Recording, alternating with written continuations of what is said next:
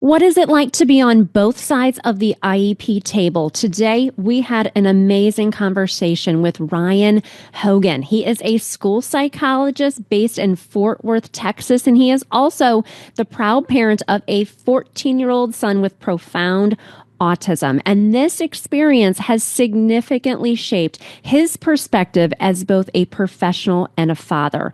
Today on the podcast, you're going to learn all about Ryan's parenting journey. You're also going to learn about his journey with social media. He has a very, very funny social media called World's Okayest School Psych. I love to laugh and I try to be funny on Instagram. I don't know if I've made you laugh. I hope so. But Instagram can be a kind of a dark place for me as an SLP BCBA who shares about applied behavior analysis. I don't always get the friendliest comments. I mean, sometimes I do, but sometimes I don't.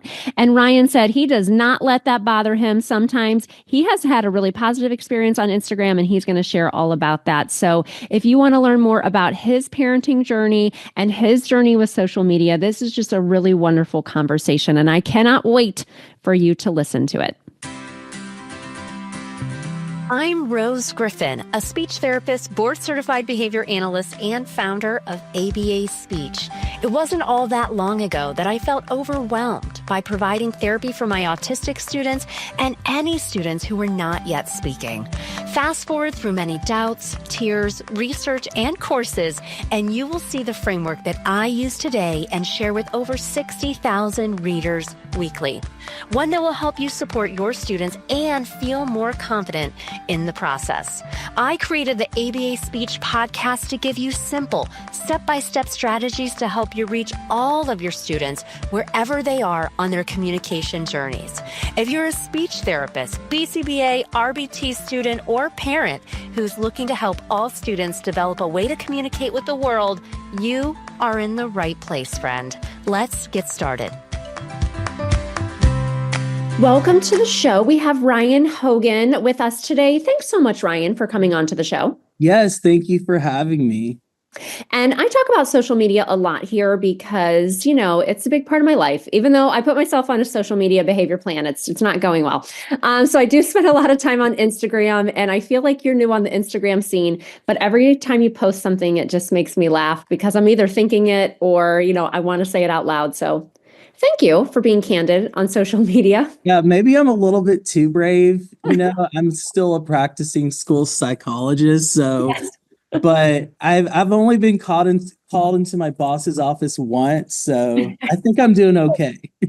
You are Yeah. doing good. So starting with like the professional stuff, how did you know that you wanted to be a school psychologist? I didn't exactly know I wanted to be a school psychologist. Something in line with working with kids. Being a teacher never interested me. But I grew up with a stepsister that has Down syndrome. So I grew up around her and her friends and, go to like her birthday parties and see them and then sit with them at lunch sometimes at school. Just spent a lot of time around them. So I really liked working with children, especially children with special needs. And then when I went to college, I started majoring in psychology, but I really didn't know what direction I wanted to go in, because that's so vague. So I just, had a meeting with my, what do you call it? Academic advisor or whatever. Yeah. Mm-hmm. But anyway, he's like, so you like working in the, you want to do like the child psychology field or whatever. I'm like, yeah. He's like, do you like having summers off? I'm like, well, that would sound great. It's like, okay, school psychology. So I looked into it, and then I was like, yeah, I think this is the route I want to take. I did have a little detour at first though. When I graduated, this other opportunity kind of fell in my lap. To be a milieu therapist at a children's hospital in like the psychiatric ward. And I did that for a couple months. And so I was actually planning to not go to graduate school, not pursue school psychology, and just go straight into working, right? That didn't work out.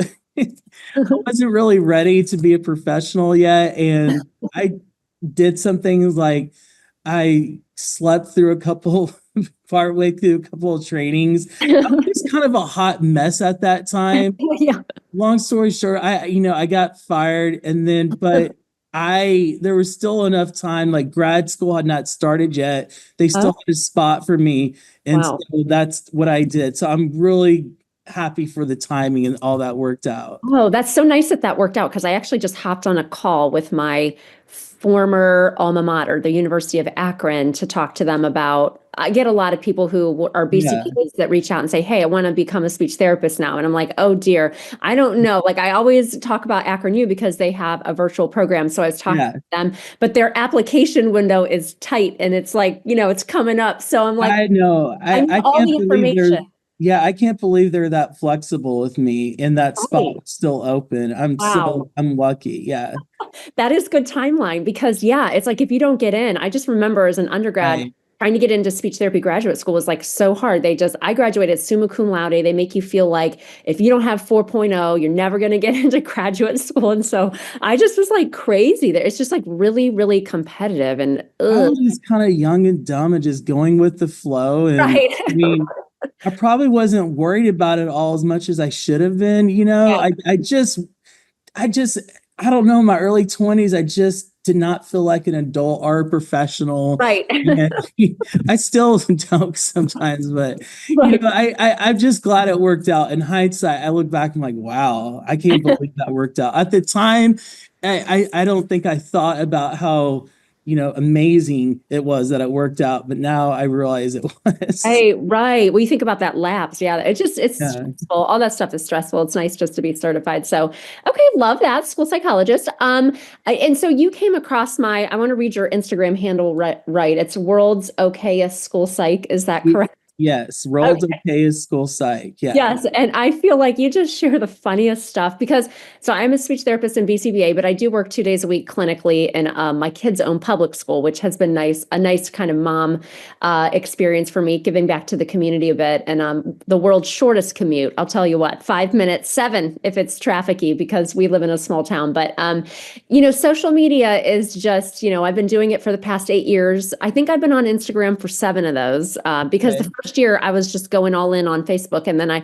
looked over on Instagram and I was like, oh my gosh, this is all the people I really look up to in my niche, and they're all here. I was Yeah. the party, but Yeah. I'm over there now. So, but what made you want to get on social media? Like, tell me your I wanting. kind of was bullied into it, honestly. Okay. Like I'm 44 and I was just happy with having a Facebook. Right. Okay. Um, and I was on a couple school psychology groups, and every now and then I would make memes and share them to the groups. Yes. They were well received, and I appreciated that and everything, but I really wasn't looking to do more with it.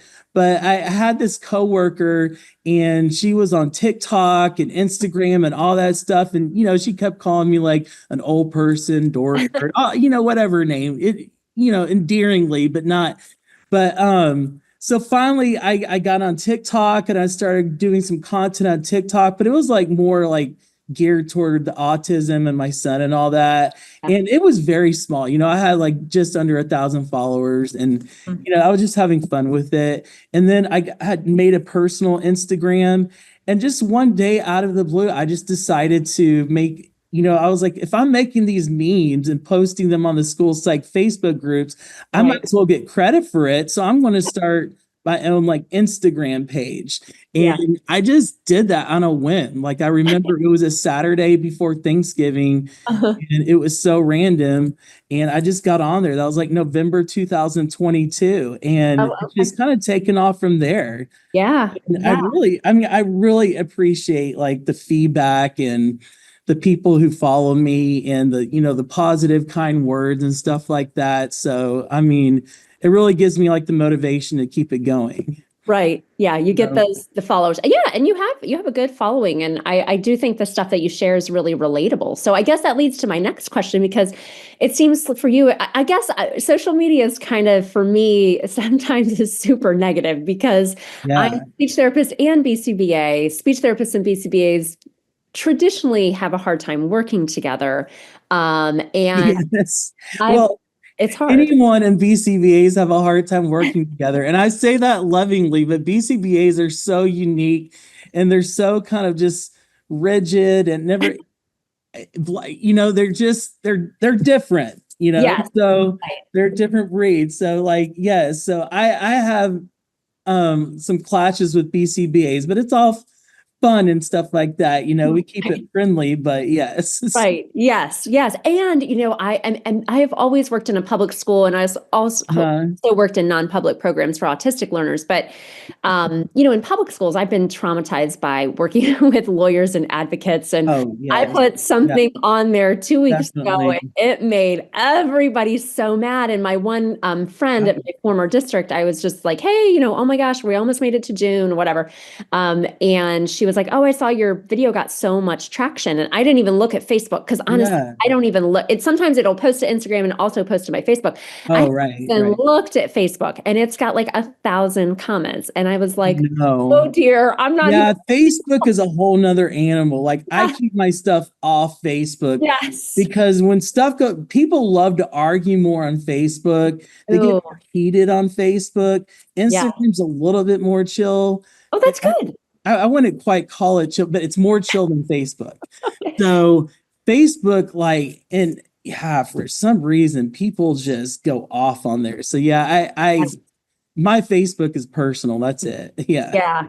I was like, "Oh, this is what she meant." I was like, "Oh, I thought she meant on Instagram," because it was just about like, it's the corporate bro. It's a guy. I remixed it, and he's like getting Yeah. a call. And it's like, when you find out that, an advocate and a lawyer are going to be at your IEP meeting in an hour, like you didn't know. It's a surprise. I Oh, people were Facebook so on Facebook. upset. I mean, on Insta. I think I might have seen that. That's not a big deal. That was such a like. It was funny, so lighthearted. Right. It's supposed I've to be made funny. so many memes and reels about advocates or lawyers and stuff like that. And really, I mean, sometimes I get feedback from them like, "Oh, this is funny." I have Right. advocates who follow me, and never Right. once have they said, "I'm offended by this." But again, I'm not on Facebook. Facebook is different. So, you So that's know, good. So how has your experience on social media been? Has it been positive, yeah, or do you it's ever get it's people? mostly been positive. I mean, sometimes I'll get, especially at the beginning, I think people feel more comfortable coming at you when your account is kind of new and not established. And I would get these angry DMs, and asking like, "Where do you work?" And and Oh, then geez. stuff like that.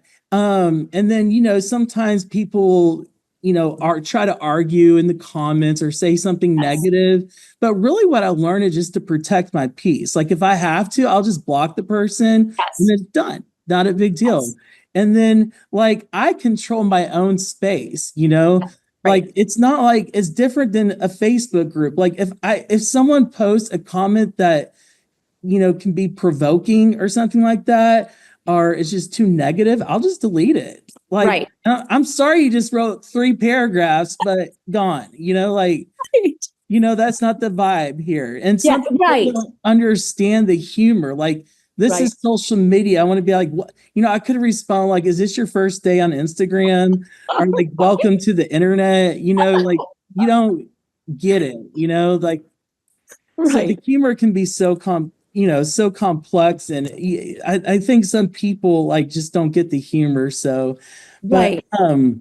yeah, so I just don't waste any time on it. If it seems genuine, like someone, there's someone that has a concern or someone that it's a thoughtful comment, yeah, of course I'll respond to that and keep it up. But if it's just overly negative, I'm just like, nah, delete and move on. Yeah. Yeah. I So mean, that's how I feel too. And I want to talk about your son and kind of your autism yeah. in a second. But I had somebody who was so appalled by this remix I made about reading an email and being upset that you're going to be in a meeting with an advocate and a lawyer. I don't get that. My son has ADHD. I don't talk about it Yeah.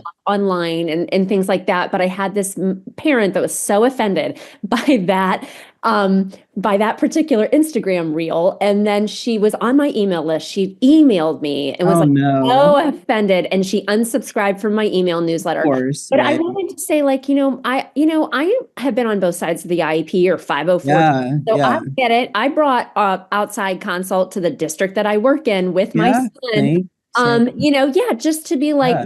to be adversarial, but to be like, this is my kid, this is what he needs. Do we have any questions here? Like that's who I am as a person. And so, but the content, like my whole business model is really to serve speech therapists, BCBAs, RBTs, and students. Like I Yeah. think parents are great, and I have some people that enjoy my content, but that what people just take it to the extreme. That's why I like you, because you try to be funny, and like sometimes I try to be funny. Like some things are traumatic in our work, but like I Yeah. try to make light of them. You know what I mean? Yeah, you have to be somewhat brave. I mean, there are people that will send me like or respond to a story and then make a funny comment about it. And I'm like, oh my gosh, this is so funny. Can I Right, share it? And they're like, yes, but don't show my name, right, right. So I think there are a lot of school psychs out there that are funny and witty and creative. I'm Yeah, just more brave than a lot of them, right. maybe more stupid. I don't know, but so I think that's my advantage is I'm just willing to put it out there, Yeah, and take that risk. And I've gone back and forth with things like my face on, my profile pic, and right. right now it's not on there. Like I had a verified account, but to have a verified account, you have to use your name and your face and all that. Yeah. So I it do just all that. depends on like what kind of mood I'm in. Like as it gets closer to summer, my I might get a little bit more unhinged. So I took game off. Oh yeah, get the popcorn, So, baby. Let's go. yeah, Make yeah. sure you follow that Instagram Right. handle. No, I love that. And then you recently shared, and that's funny how that, I'm joked, but I did put myself on a social media behavior plan because I spend way too much time, particularly on Instagram. Yeah. But I don't see all of, even if you follow somebody, you don't see every single video. But so, one of your videos recently cropped up where you shared that you are raising an autistic child. So, Yeah. I Yeah. didn't realize that. I thought it was a really nice, video that you Yeah. shared, reel or whatever it was. So can you just share a little bit about kind of your autism journey, I guess? Yeah, and I mean, I was a school psych before I had a child with autism. But I kind of noticed I guess they call it red flags. I don't really like saying, but I kind of noticed the signs, Yeah. around like, especially two, maybe even a little before that.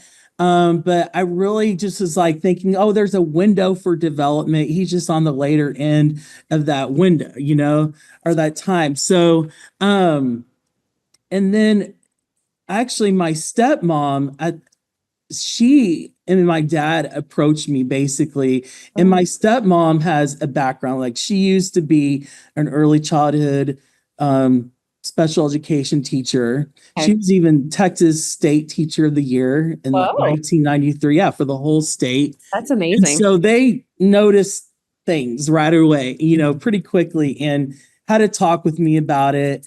And my wife and I, like we did not take it so well at that time, you know, but we did get him into speed. I kind of knew some. It's just really hard to accept, even if you're a school psychology. Like, I don't care who you are, you could be the world's number one expert.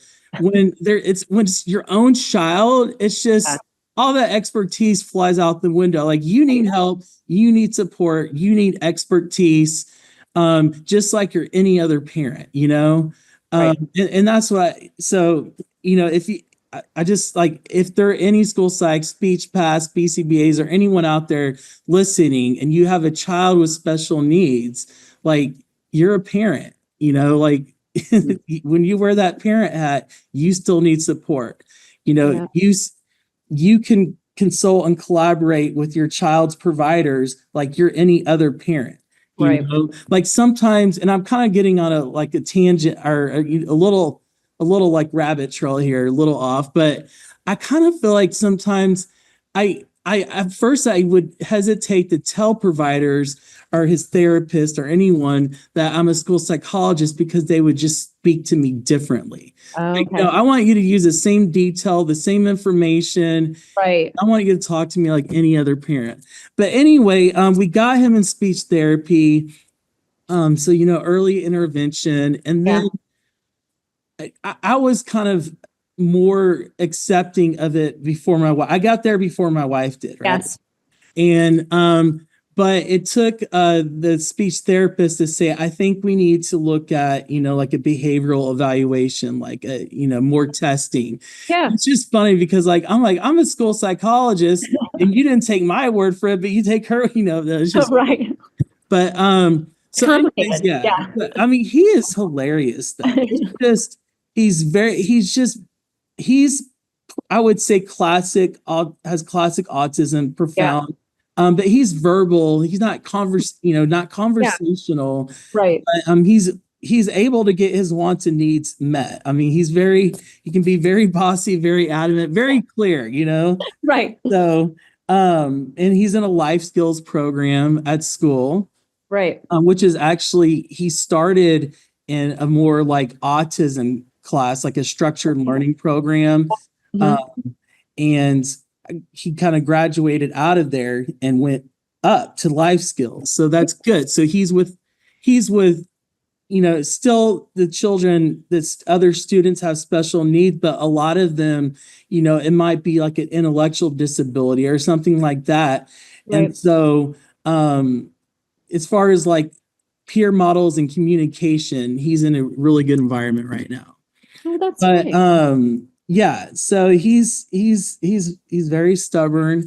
Like, I posted in my stories on Instagram on Friday that he won like the persistence award. Yeah, I The like teacher said, I quote, "What he wants, he will get. that. We Okay. just have to find a way to give it to him." Right. And he has like special interests. He loves YouTube Kids, but he's an incredible artist, which is weird because I'm not. Okay. But he loves right now. It's whatever his special interest is. So like a long time ago, it was the city of Fort Worth, which is where I'm live. Oh, love Fort And Worth. so he would draw like the Fort Worth skyline and stuff like that. Huh?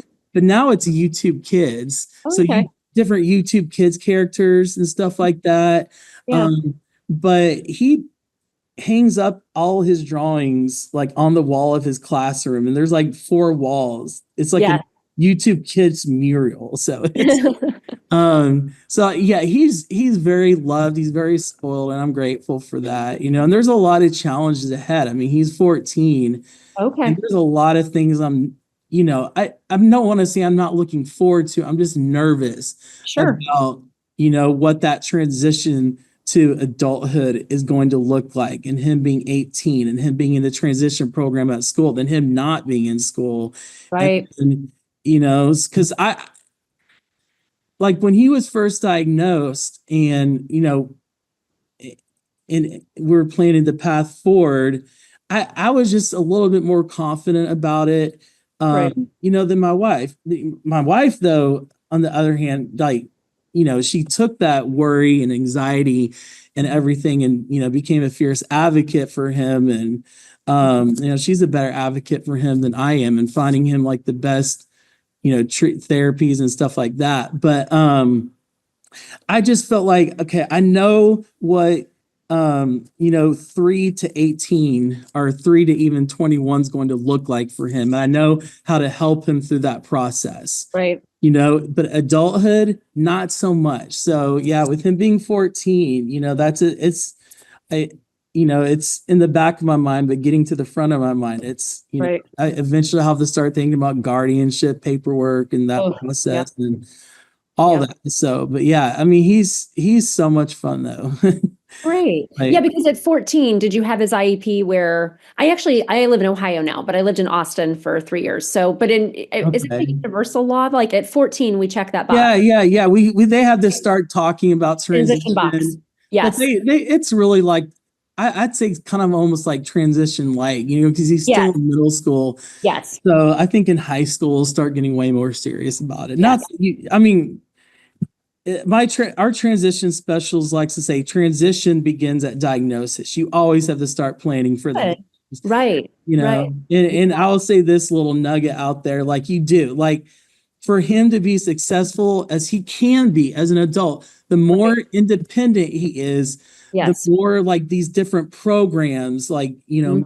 work programs or whatever, Yep. will accept him. Like, because for Right. some of them, you have to be toilet trained, you have to be able to do certain things on your own. Yeah. So, I mean, you want to get your child to be as independent as they can be. You're not forcing anything that's not possible, but Right. I want to know what his potential is and get him to that potential. Yeah, that's nice. I worked at middle school, high school level for 10 years, and I really loved that age. And we would oftentimes, our students would stay until they were 22. That wasn't always the case, Yeah, obviously right. individualized, but we were just had a really awesome kind of consortium that was like where the students would sophomore year they would go out half day for like this consortium of like in this facility like work setting, half day school, and then Yeah, junior, senior, beyond. Then they would start going out into the community, which I thought was really fun. I was a speech therapist, so I would just get to go to like yeah, different places like Old Navy, Bed Bath and Beyond when that was a store, and like see the kids yeah, working or a local hospital. And I just loved how functional that was. But I think it's good for you to share that about the independence and things like that, because some people are so, like I believe in child-led directed therapy and things like that, but I think yeah, the focus on like how independent can your child be, how you want your child to be joyous. You said your child's funny and all those different yeah. things. You want them to have all those things, but you do want them to be independent in things across their day. So I think that's really powerful to share. So, Yeah, and it's just like having a little kid. Sometimes doing things for them is faster and it's easier. right, So I have to take the hard road and make him do more and more things on right. his own. Yeah. But in the long run, he and I will both greatly benefit from that. So, Yeah. And do you think that raising an autistic child has changed your viewpoint on your role as a school psychologist oh, or? I mean, yeah, how can it not, Right. I mean, yeah, of course, and I feel like, it just allows you to have, I mean, I know what these parents are experiencing Right. firsthand. So I mean, we all have empathy and compassion, but I have it at like a different level too, Yeah. you know? Yeah. Um, and a lot of times if it's just a conversation, like I stick to, reports and stuff, being professional, research-based strategies for recommendations and all that. But when we're having a conversation, I almost find myself talking to them like another parent, you Right. know. Yeah. So, and I don't always reveal I'm a parent, but sometimes I do. It just depends on the situation, because I want to Mhm. make it about them, not me. But Right. if I need to throw that to build that rapport and that trust, I will. So, Yeah. but Well, yeah, it's definitely changed how I'm a school psychologist. Like I can't help that. And plus I'm on both sides of the IEP table too.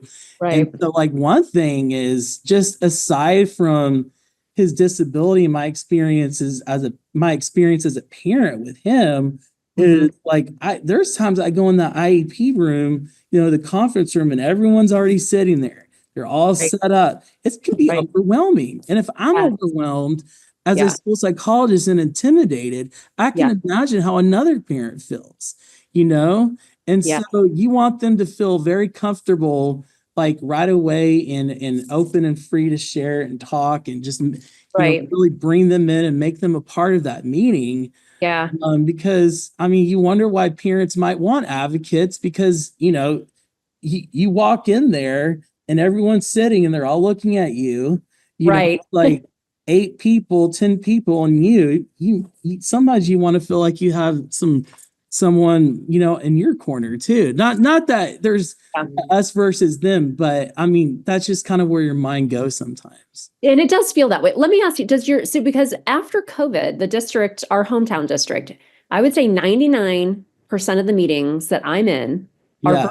are virtual. And somebody said, because I talk about IEPs a lot, Yeah. somebody said, if a virtual meeting takes away the us versus them mentality, because I know what you're saying, because I worked in a district, Yeah. you'd have 20 people in a very small pre-COVID, like sharing the same airspace. And you're right. It's like everybody's there. And then their team comes in and it's like one side and one side. And virtual kind of takes away that aspect. You know what I mean? Like, A and little bit. Yeah. It softens it a little bit. softens it. Yeah. At first, but then, like I've been in, the virtual meetings with an advocate and stuff. And once they get going, I feel like it might as well be in person. Like, like, but at first it that, but, yeah, no, our school district, I would say probably like 60-40, like 60% Oh, Zoom, 40 okay. in person. They Yeah. definitely, like a lot of the elementary campuses prefer in person. Yeah. Like kind of in person is the default now. Oh, But wow. parents, it's really up to the parents and what they want to do. So if Right. they want virtual, we'll do virtual. But like I would, but at secondary, I would say probably it's still more virtual. Yeah. Yeah. So, and then my meetings for him, since COVID have been probably again 60-40. Like I've had some in-person meetings, but we've done some virtually too. Yeah. Yeah. It depends Yeah. on my mood, like, Right. Right. Right. Yeah. like, What you're talking about, what you want to yeah, about. exactly. Yeah. So Sometimes you got to be in person. It's just, yeah, it makes a statement. I feel like, yeah, no, I've been it there. does, yeah. Yeah. So like probably, whenever he goes, when he started middle school, I started out with in person and now they're virtual. And so I'll probably do the same thing when he goes to high school, Yeah. do the first couple in person. I say the first couple because we usually have more than one ARD meeting for him. Oh, ARD meetings, by the way, in Texas. It's Yes. IEP meetings, but in Texas we have our own lingo. Yes. Admission review dismissal. But I'll go back to the universal lingo, IEP meetings. We usually Yes. have, the annual, but then there's a couple, one or two revisions a year for whatever reason. So Right. Right. Yeah. yeah, Somebody emailed me today from my email list and they said ARD. And yeah, I was like, I used to live in Austin. yeah, In yeah. Texas. So yeah. Texas, man, they do everything different. I know, but it's got a lot of Everything. pride down there. I lived there for 3 years and it was cool. But oh well, wow, this was really amazing to be able to talk with you. Sorry, the license one. They have Oh, this automatic light, that's okay. but there you go. Okay. There we go. It was amazing to talk with you, and this is just so cool to hear about your social media journey, to hear about your son. He sounds amazing, and just what a great thing you're doing being a school psychologist. I think you're the might have been one of the first school psychologists in over 200 episodes that we've had on the show. So, Thanks. I'm honored. That's yes, great. Thank yes, you. thank you so much, and make sure we'll put your Instagram handle in the show notes. And it was really delightful to meet you. Okay, yes, it's good to meet you too.